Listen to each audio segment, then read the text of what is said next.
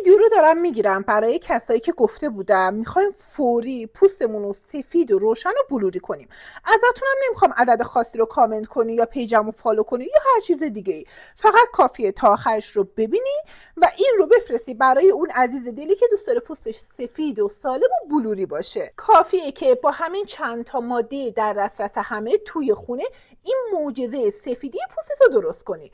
2 قاشق غذاخوری پودر نشاسته ذرت، حتما نشاسته ذرت باشه، بریزید داخل یه لیوان آب سرد به خوبی هم بذارید تا حل بشه. بعد بذارید روی حرارت تا حالت ژله‌ای به خودش گرفت از روی حرارت بردارید، بذارید یه ذره خنک بشه و 1 قاشق غذاخوری عسل طبیعی، 1 قاشق غذاخوری شیر، گلاب و نصف قاشق غذاخوری زردچوبی ترکیب کنین.